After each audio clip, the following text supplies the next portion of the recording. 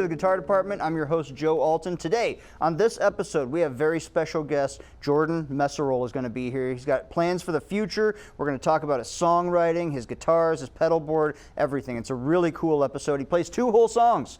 And we're going to be talking about an exciting new line of pedals. I wouldn't say new exactly. It's been out for a couple years, but we just got them in. It's the Fender Hammertone series. Stay tuned. It's going to be an awesome show. Welcome to the Guitar Department. And we're back, and I'm going to take a look today in the Tone Zone at this really cool pedal line that we just got in at Raymond Music. It is called the Fender Hammertone series. Now, it took us forever to get these in stock, but we finally got them. I've got most of the entire line here now. We've got everything, I believe, except for the overdrive pedal, and I'm just going to run through them real quick. So we're going to start. I've got it starting with the fuzz here, which if I click it off, you'll notice it's just the Fender Jazzmaster running through my Vox AC15. I'm going to hit the fuzz.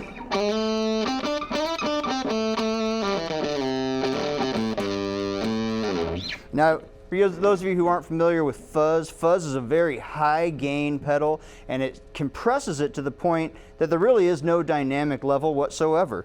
It doesn't sound very good with chords. At least it's not ideal, but it does work really well for single note stuff. Sort of a classic fuzz sound, and this one has an octave switch, which adds a tone that is an octave higher.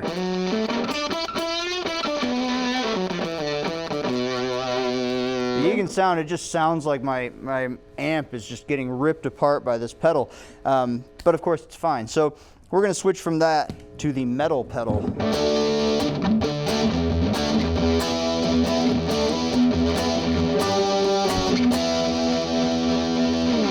That one's got some really high gain compression going. It sounds really good. I find it to be very similar to the distortion pedal here. It might be a little bit difference in the settings. I've got them set to sound pretty close together. But what I think I'm going to do here is I'm just going to loop something and then play over top of it. So I'm going to start in the key of D minor. 3, 4.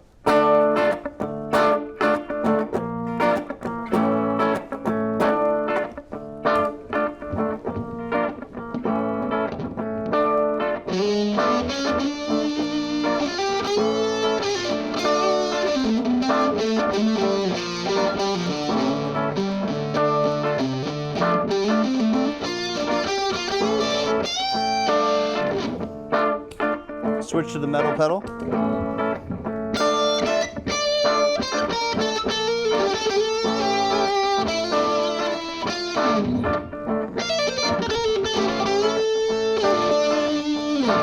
That sounds pretty good. Let's try the fuzz.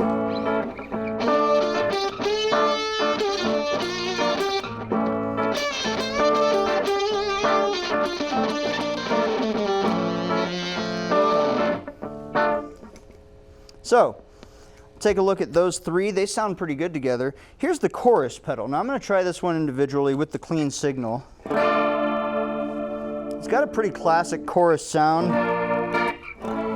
But when we get to the chorus here, we've got 2 toggle switches. And I'm going to mess with both of them. One of them just says tone. It's a 2-way toggle switch. It was down, now it's up. Ooh.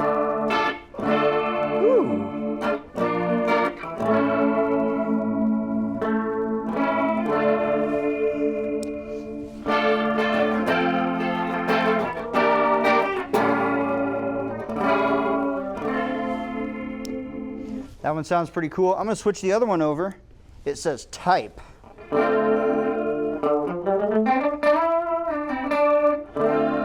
Now, chorus is an effect that blends the flattened signal with a vibratoed signal. So you get a dry signal that's flat and a vibrato signal mixed into one, which is what makes it sound a little bit maybe out of tune.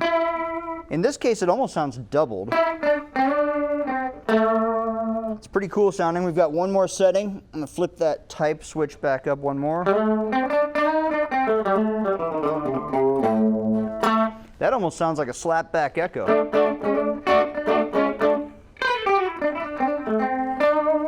Pretty cool sounding though. Now we move to the upper end of my pedal board, and we've got 2 delay pedals. And these delay pedals are pretty cool. The first one just says delay on it. Now I've messed with the settings a little bit, and I'm going to use them just sort of as is, but we've also got a type switch and a mod switch. I'm assuming mod stands for modulator, but let's mess around for a sec.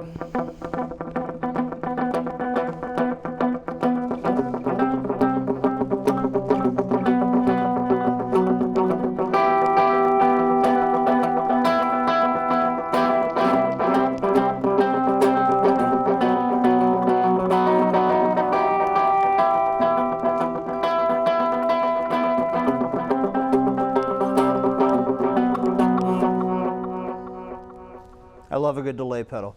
Now, I'm going to take that and I'm going to add the reverb pedal. Now, longtime viewers might remember that I actually did this pedal, the Fender Hammertone reverb pedal, a long time ago. It's a fantastic, almost like a cathedral type of reverb, and it too has a type and a tone switch. And again, I encourage you to go back and watch that episode. But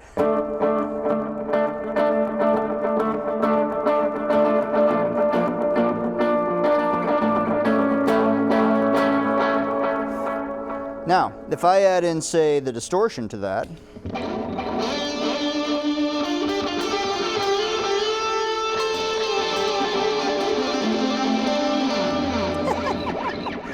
maybe a little bit muddier than you would want it for your soloing, but it's a pretty cool pedal. And then we have one more here. It is called the space delay. Now, what's the difference between the delay and the space delay? I'm glad you asked. The space delay does this. That was one pluck, and it sort of re-upped the initial strike midway through. Maybe even twice in there. And so we have a switch here that is labeled pattern. So if I switch that, that was down, now I've switched it up.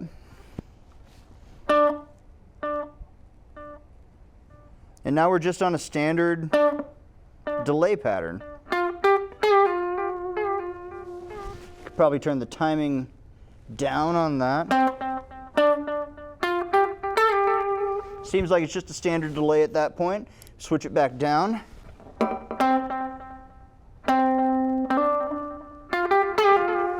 Turn that timing back up a little bit. And you can hear that pulse to it again. This is a 3-way toggle switch, so here's the middle setting. And that's just on one hit. So what can you do with that?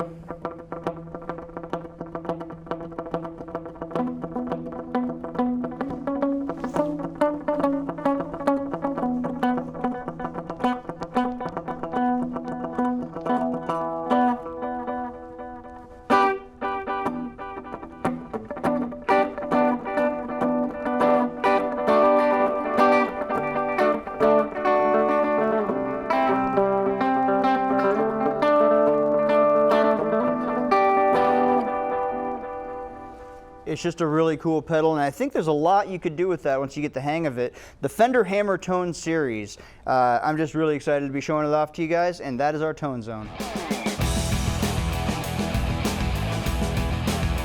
And we're back, and I'm sitting here with Jordan Messerole. Jordan, thank you. Yeah. First of all, is it Messerole or Messerole? Messerole would be the correct pronunciation. Ah, so we're off to a bad start. And actually, since we're talking about your name, yeah. I've seen several posts and you know, different iterations of your name. It's Jordan Messerole. It's J. Jordan. You're J. Jeffrey Messerole. Right. Jeffrey Messerole. Yeah. So I started doing this like 12 years ago, 12, 13 years ago, and I was super inspired by guys like Townes Van Zandt and Jerry Jeff Walker, people like that, and I decided that I really wanted to have this 3-part name, and so I just broke it down with my first initial, middle name, and last name, and then over the years I've just been thinking more and more about it and how it just need to be a little bit more authentic and honest and just use what my normal first and last name is, and so I made the change at the beginning of this year, and some of the changes are still slow, like the online distribution. I think I've got 2 different names on online distribution right now for the CDs and things like that. But yeah, just trying to get into a more authentic normal space, because the music I make is not. It's all based in, honest, normal living. Yeah, I was going to say, your match. music's incredibly authentic. So, yeah, thank you. So this is a recent change then? Yeah. Dropping the J in favor of just Jordan Messerole. Right. Excellent. I also wanted to ask you about this guitar. Sure. You're holding a nice Gibson here. Yeah, I bought this J45 just this year. It came out of the factory in Montana in April, and in my hands, and I use it for all my gigs. That's an awesome one. You got another one over here, too. I do, yeah. So the other one I bought is a Norma. This will be the most uneasy switch of all time. And it's originally a Tiesco from Japan, made in 1968 as far as I can tell. I bought it at the Professional Music Center on the south side of town, and one of a kind as far as I can tell. It's pretty unique, and it's got a nice sound. Yeah, it looks a bit like a Gibson ES335 or something like this, but it's a little bit thinner, it looks like, maybe, and it's got the double cutaways. You don't see that very often on semi-hollows. For sure. It came out of what was called the lawsuit era, where in the mid to late 60s, they were making, a lot of Japanese manufacturers were making guitars that look like American-made brands and trying to sell them off at a lower price point to capitalize on that purchase, and this is part of that, I would believe. And there's a lot of great guitars that came out of that lawsuit era too, but you don't see many that look this unique. Sort of the highlight of the lawsuit era was copies of famous guitars. So for sure. It's kind of unique to have something, and not to say it's unique to have a unique guitar, but but you don't see them very often out of the lawsuit era that look this unique. For sure, yeah. Some of the cutaways and stuff, that really differentiates it, but if you were to look at the headstock, it's almost the exact same as a Gibson headstock is. And yes, it is. So they went and got real close with it, and it's missing some of the original pieces, like the tremolo arm there, and this bridge I think is an aftermarket thing, and I'm certain that these pickups aren't original to the guitar, but they look old, that's for sure. They certainly look old. They're weathered. Yeah. And you're kind of new to electric guitar, you were mentioning. I am. So I've been playing guitar for probably 15 years, performing for a dozen, and it wasn't until this winter when I was talking to a friend of mine, Matt Woods, who you previously had here. Yeah. He's a guitar guru, and I was just asking him a question about a particular amplifier, and the next day he shows up at my house and he's got an electric guitar and an amp for me to use, and I've since gotten my own electric, but I'm still using this amp that he gave me. So it's because of him. It's a good amp too. Thanks to him, I don't know, or because of him, in spite of him, that I'm doing that now. Well, it seems to be working out for both of you. Since we're on your rig here, can you tell me about your pedal board too? Yeah, so the pedal board is very simple. I just go into a tuning pedal, and both my electric and acoustic go into the same channel there. I go into the tuning pedal, and then first I've got a spark tuner that just gives a little bit of boost when I'm doing finger picking stuff, because I did change between strumming and finger picking from time to time. And then I have an analog delay. I use it with almost every song, but it's barely there. The blend is super low, but it gives just a little bit of a reverb and kind of a nice little muted slap to extend the life of the notes. And then I go into an AB box by MXR, and that just allows me to switch between the electric channel that goes right to my amplifier, or the acoustic guitar channel that goes into the soundboard and then into the PA system. Excellent. Have you found some newfound inspiration in playing electric guitars? They do have a different tone to They them. definitely have a different tone, and that's kind of why I brought it out, was to just give up some of that tonality.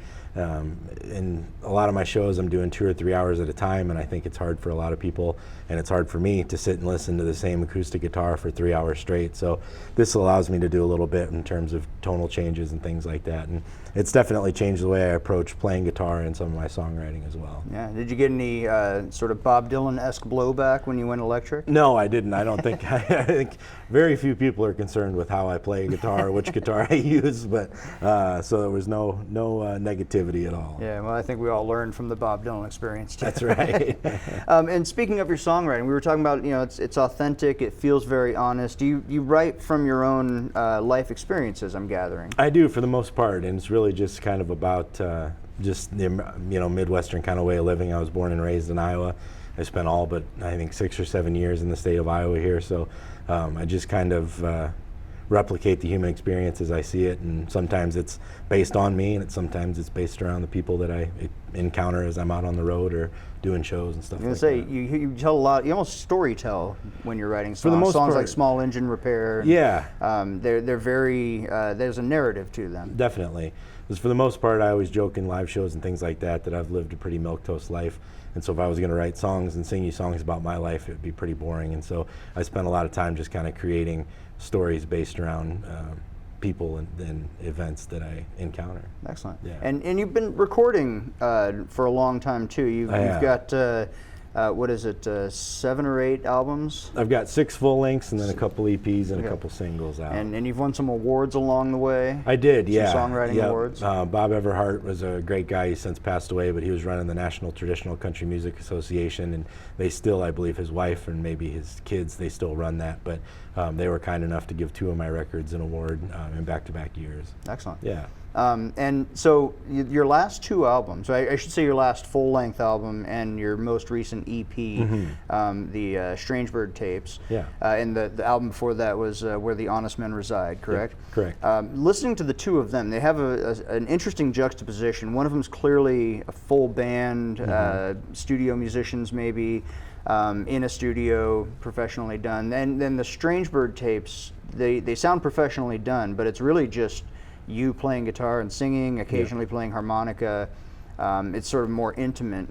Talk about the difference in those 2 experiences. For sure. Well, I'll start with Where the Honest Men Reside. I was, kind of due for another studio record, and so I wanted to put one together. And I was able to compile 10 songs that had some real personal truth to them, and that's where the title came from, is because it's just an honest exploration of some of my life's events and occurrences and the people in it. And I got together some great players. Matt Woods played lead guitar on that. Steffi Graham played upright bass. My friend Matt Mulville played electric bass. My buddy Tim Schroeder, who was in a band with me for several years in the western part of the state, he played drums on that. And then my sister-in-law sang harmonies and really put together a pretty nice little record. And that was just, it was time to make a record, and I had songs to put them together, so I put it out there. And then with the Strange Bird tapes, it was a little bit more of a fun thing than it was making a record to make a record, because my buddy Casey Joe Collins, who's a songwriter here in Des Moines, he had gone to the same studio and recorded on this reel-to-reel tape situation that this guy Travis had at the Strange Bird Studios. And after I heard it, I knew that I wanted to have the experience of recording the tape and really doing it that way. And so I took half the songs, what I thought were going to be half the songs for the next studio record, and I took them down there, and then we just did a little solo acoustic thing where I sang them and told the stories, and we recorded all the tape and had a nice little EP. And then that was going to be half of my next record, but then as I've built up some songs, I've decided to go a slightly different route. But those songs that are on that EP will appear in this new record in one way or the other. And so they were recorded on an old school analog, reel-to-reel, on tape? Yeah, on tape. Travis Atkinson, he lives down in Centerville, Iowa. He's got the Strange Bird Studios, and he's built up this really nice little studio, and he uses this old vintage equipment that he moved up from his studio in Nashville. And he went to Warner Brothers Records. They had a big sale, and he bought a whole bunch of blank tape from them that was from, probably the 70s, if not sooner. And he's got some of that, and yeah, he recorded it analog to tape, reel to reel. It was a really fun experience. That's definitely an old school experience. Definitely. It's something that is unique these days. You expect, in a basement on a laptop with one microphone. For sure. Everybody's got a studio in their house anymore. If you want it, it's accessible. Absolutely. Anyway. So that's a cool experience. It was really fun. Yeah, I was glad I was able to do it. And so you teased in that story that was going to be that was intended to be half of your next album. Looking through when your albums came out, it's roughly one every 2 years. Yeah. Which is to say, the Strange Bird tapes came out in 2020 or 2022, excuse me. So that means you're either working on or promoting your next album. Tell us what's next. Tell us the new project. That math checks out this time. Every 2 years, I've got. what I'm going to be doing now is working on a Kickstarter. I'm going to raise a little bit of money for a new project that I'm calling the Blue Collar Tragedies. And it'll be Volume 1 and Volume 2. It'll be 20 songs. 19 of them are unreleased. One of them is a re-recording of a song that everybody seems to love. So I wanted to get that with a good band on, in a good studio quality take. And I'm going to use a separate band for each of the volumes, so it'll have a slightly different sound, but the common current of my vocals and my rhythm guitar and songwriting. So it's going to be kind of a big undertaking. It's going to take a while. It's going to involve a lot of people, and recording music is pretty expensive. Yeah. And when you're at a small size like I am with a small following, it doesn't pay to sell records, and it pays even less to stream music. And so I just need a little bit of help to make it happen. And so I'm hopeful that I'll be able to raise that money through Kickstarter and get this thing going. And when does that Kickstarter campaign launch? I'm going to start the Kickstarter October 1st, so it's going to come out on social media and on my website, which is just jordanmesserole.com. Okay. And that'll run through the entire month of October, and hopefully I can hit the mark that I need and even surpass it if we're lucky, because the more I get, the more I can do. And I'm running on just a bare bones thing right now, but try and fluff it up if we get the financing for it. All right, that sounds great. So obviously this will air after that Kickstarter has started. Sure. But if you'd like, we can address our audience here and instruct them as to where to go and how to get. Absolutely. So if you go to www.jordanmesserole.com, that's just my music website. Right on the front page there, when you land, I'll have a link to the Kickstarter. That's probably going to be the easiest way to do it. You'll be able to donate money to specific rewards, or if you just want to give a little bit, anything helps, and I appreciate all of it. And so again, jordanmesserole.com, and it'll be right there on that front homepage for you to find the link to the Kickstarter. All right, and we'll appreciate all the support on that. And Jordan, we appreciate you being here. Yeah, thank you. We're going to have to wrap this up, but would you hang out and play a couple songs for us? I would love to, yeah. Excellent. Well, thank you very much. My pleasure. Jordan Messerole, everybody. The song's called Black Dog Road.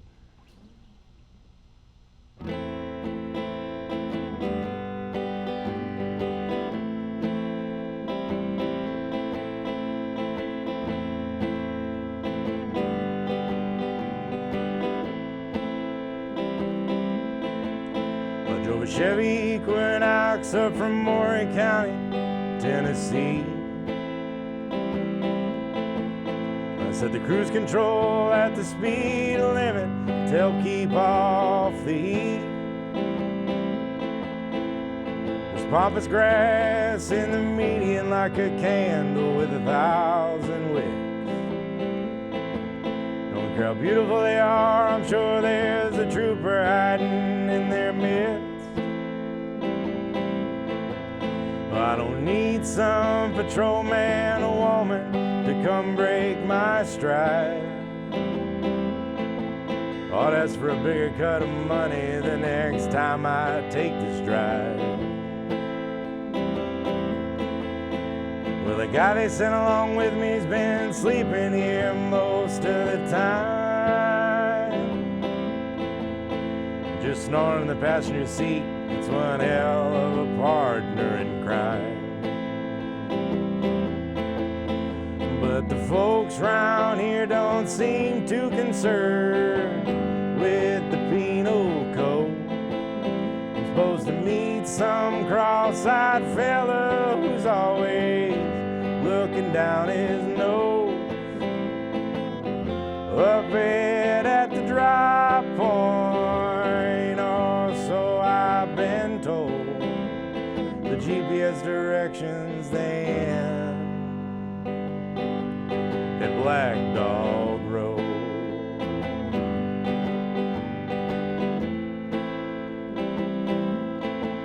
Well, I keep a Gerber knife in my back pocket in case things go a little sideways. I haven't had to have it out, but I keep it close and sharp just the same. Found it next to a tire air pump at her Casey's there where it lay. Wesley Trustin used to own it, at least that's a name carved on the blade. But the folks round here don't seem too concerned with the penal code.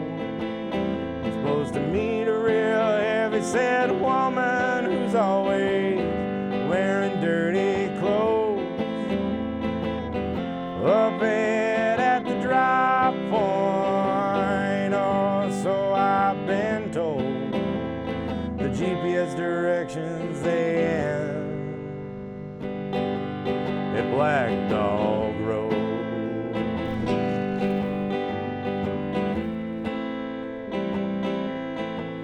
I'd been working for a Ponzi scheme that was topped off by my aunt, when one of the marks told me running oxy'd get me much more money than that. So here I am in this rental car, just driving through the night. I used to hope it had a sunroof, now I just pray that it runs right. But the folks round here don't seem too concerned with the penal code. I'm supposed to meet a man who don't wear any shoes, 'cause he ain't got no toes. Up it at the drop point, or so I'd been told. The GPS directions they end at Black Dog Road.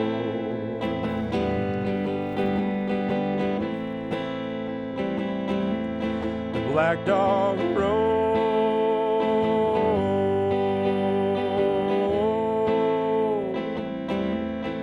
Black Dog Road.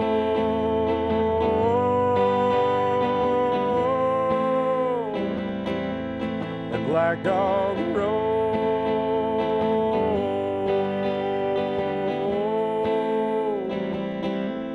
The Black Dog Road.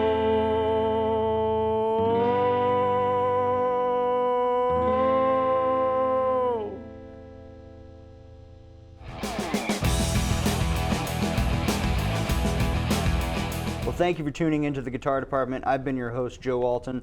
I want to thank Jordan Messerole for being here. Jordan, how can they follow you and figure out where you're playing, when your next album's coming out? Yeah, absolutely. If you go to jordanmesserole.com, that's the website. That'll be the easiest way to do it. There's a mailing list to sign up for. I do a monthly mailing list there. There's also a Baked Bean blog on the website that people seem to love for some reason. And also on Facebook and Instagram, just at Jordan Messerole. You can find me there, and all my show dates and things like that are available on socials and the website. All right, and I, of course, want to thank you guys for tuning in. I want to thank Riemann Music for offering up the amazing Fender Jazzmaster that I played in the opening segment, and the Fender Hammertone series for our Tone Zone. And be sure to follow us on Facebook at facebook.com/The Guitar Department, and Instagram at guitar_department. And Jordan, would you play us out with one more song? I'd love to. This one's called River Mercy.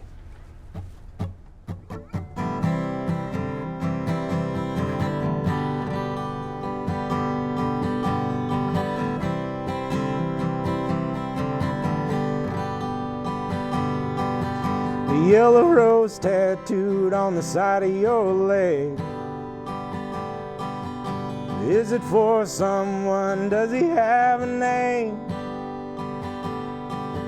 Or was it perhaps blue ribbon got you in this shade? Well, it's all the same. But it ain't the first stinking job or love you lost. That first boyfriend he took to the sauce, and had a late night nap in the car exhaust. You were left to bear the cross.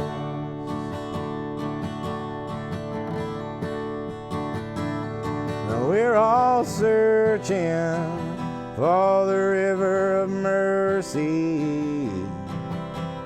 The water runs slow and cold and crystal blue. Drink of it if you are thirsty. Redemption looks different between me and you. But that anger inside you took the pledge to find a big bad man with a little more edge.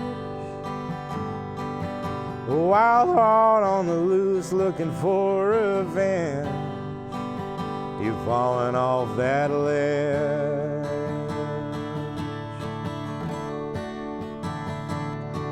We're all searching for the river of mercy. The water runs slow and cold and crystal blue. Drink of it if you are thirsty. Redemption looks different between me and you. Well, that man on a Harley last July 4th, joints up behind his ears like the devil's pitchfork. Did you really love him, or you just love that tour? Was he worth fighting for?